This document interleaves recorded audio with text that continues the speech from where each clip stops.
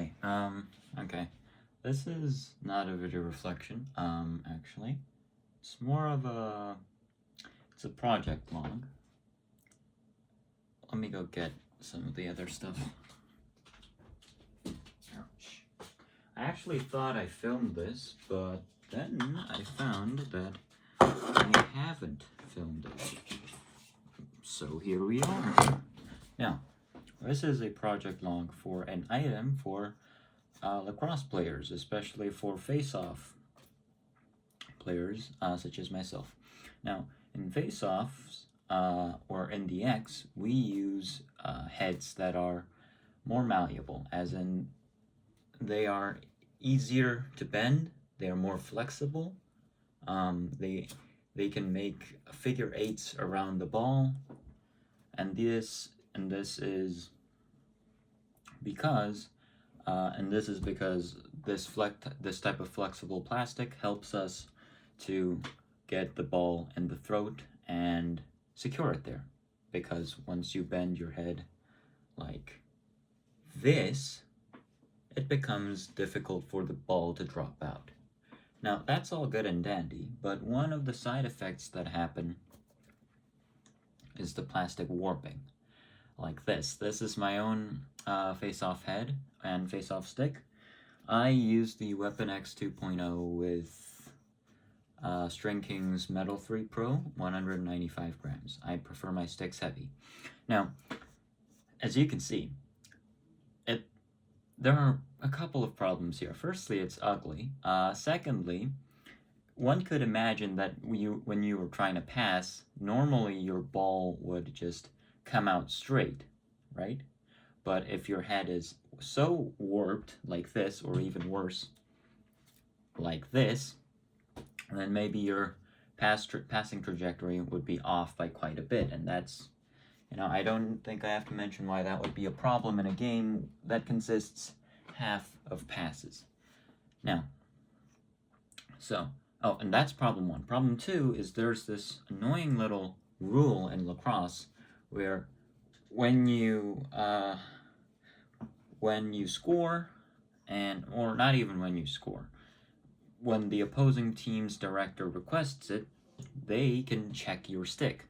And by check your stick, I mean they can check if your stick is within the guidelines of the lacrosse rulebook. And those rules are pretty self-explanatory, but one rule in particular is an annoyance, especially when your plastic warps. It's the rule where your ball can't stay inside of your pocket. So if I do this, the ball needs to drop. Right now, I've made it pretty legal with my new items, so it's a bit difficult to recreate a situation where the ball doesn't drop out, but for most face-off heads, especially the Mark IIF, which is the one I've been using for quite a while, the ball likes to get stuck in the throat, and that's illegal. So that's where today's project comes in. These are just called Actually, I need to think of a better name for this. Actually, I need to think of a name for this. I don't even have one. I don't even have a placeholder name. I'm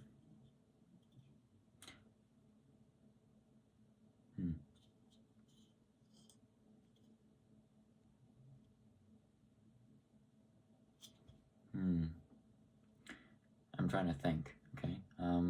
For now, we'll just call these face-off blocks. Now, a face-off block looks something like this. This is a very simple shape with a very simple number, okay?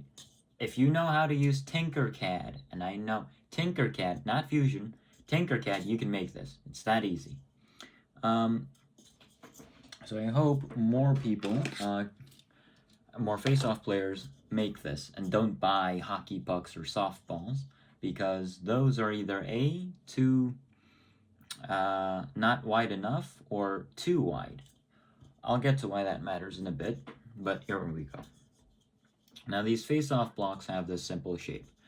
The number here represents the width of the face-off block, so when I put this thing in here, how wide it's going to be, and thus how much it's going to expand the head. Right now, this is a standard 72. What this block does is it makes it barely legal, barely. And you also need to put the 72 block inside your face-off head for an extended period of time. I'm talking about like 2 hours or more, and preferably in a warmer environment. This is the bare minimum, and it doesn't even meet college. I mean, not college, but it doesn't even meet yes, it doesn't even meet the college lacrosse regulations, because for it that the inner width of your head must be 75.6 millimeters or wider, which this is 72 millimeters. It doesn't work. But this is also, keep in mind, this is version 1 of the face-off block. You don't even need a lot of infill density. You just need, like, I don't know. I did this with 3% and it worked. And then this is the 74 version. This is slightly wider, but then again, there's no big difference, so I'm going to pass over this. This is the block. This is version 2, and the block that I normally put into my heads to make them legal to college rules as well. Now, this one is 80, but as you can see, it's at the front, it's way larger than 80, or way wider than 80. That's because it's shaped like this. It's shaped like a top hat. It's shaped like a top hat. But this chamfer here is to prevent it from being pushed in too much when I'm trying to just rapid fire it in there like that. That's the 80. It's very, very snug in here because the walls are trying to push inward and this is trying to stop them. If you put in the 80 for longer than 30 minutes, your head will be legal. For me. I don't know for you. It's different for everybody, but for me, oh god. If you put in the 80, then your head, I'm talking about width, okay? If your head's just not illegal, like say you have a hole here that's wider than a golf ball, then that's obviously illegal. But if your head is illegal just because of width, I can fix that, or you can fix that with your face-off block. Now this face-off block is incredibly easy to make. I told you how to make it. You just pull up Tinkercad. If you don't know what Tinkercad is, it's a free program. It's not an ad. You can basically use it with no downloads. It's on Chrome. It's very, very bad, but you can use it. You can absolutely use it. And yeah. So I designed this. Fairly simple. And you can fit it in like that. Now I'm going to show you the last iteration, which is something that's a bit larger and also wider. So just a second.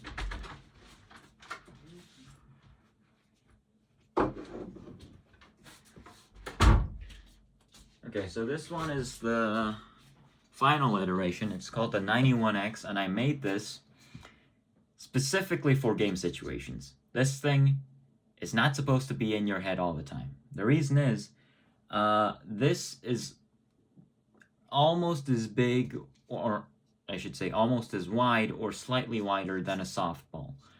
And the reason I don't want a softball in here isn't because I care for the softball. It's because if I put it in here, it expands the head way too much. And I want to show you a perfect example. Here, I have one of these resistors, 22 ohm resistors, or 22 kilo ohms, rather. But look at this, okay? You see this resistor, right?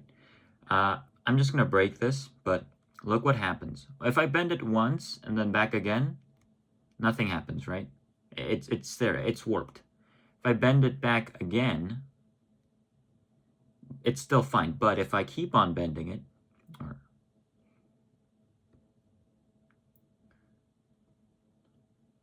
then obviously we're going to have problems because a resistor is, or any material that flexes, you don't want to bend it too much too often, okay? Especially if it's in the direction that it's not supposed to bend in. Right now this resistor is not breaking as intended, which is bad for the example, good for my wallets.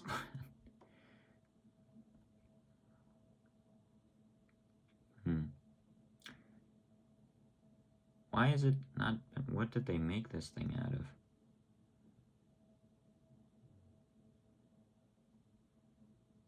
Darn it, you know what? I'm sick and tired of it. Let's say it broke. Thank you. Now, why did it break? It broke because I kept bending it and then back again, bending it and then back again, okay? So if I keep doing that, there's going to be a point where the stress is going to be too much. There's going to be little small fractures, and it's just going to break. And that's exactly what happened to two of my face-off heads on different occasions. That's why I don't recommend you use this regularly, because let me show you what it looks like. Let's first try and see with the 74. You put a 74 face-off block here. Basically, it's the same shape. You put a 80 face-off block here. Sure, it's a bit wider, right? But that's what it's supposed to do. It's 5 to 10 millimeters wider than normal. Now, watch this. If you put my 91X face-off block, it changes the shape of the face of the head. Look at it. It's so wide. Where are the lines? Where's the curvature? If I take it out, this is what it's supposed to look like. You see that? That line? That line disappears. It becomes nearly as fat as I can insult that person, but it becomes very, very wide. And that's not good because it stretches the plastic that way. This is literally the shape it makes. And once it returns, if you keep doing this, it will break your head. Especially if it's subject to more stress during face-offs, right? I'm talking about stress from face-offs plus stress from expansion. That's just not good for your head. Anyway, but this is the third iteration. So this is face-off block part 1, face-off block part 2, face-off block part 3. Okay? But the reason I made this, even though it's not supposed to be used in normal circumstances, is because when you're in-game and your opponent's director or coach is glaring at you and they obviously want to do a stick check, you would rather break your head and be safe later on, or you would rather break your head later on and be safe in the game than get your stick or be checked, or let your stick be checked and turn out to be illegal. So what am I where did my grammar go? What I'm trying to say is this will get you out of a pinch if you really need it. You can make the width 91, 100, I would say 100 to 100, and 100 would be the maximum that I would dare go. But you can make it really, really wide and just stick it in here. Okay. Your head does not like it. Your head will not like it. But it will save you. And also, you don't really want to waste all of your energy trying to stretch your head like this, right? So, make it. Or download it. I don't know if I can put the STLs up, but make it or download it. Anyway, that's about it for this project log. This has been project log for face-off blocks, part 1, 2, and 3, because I forgot to film. Anyway, that's it. Bye-bye. Have a nice day. And if you're a face-off guy, I really hope that video, project log helped. I'm going to try to leave a Google Drive link in the description. I know YouTubers can do that. I'm not one, so. But I'll try. Anyway, have a nice day.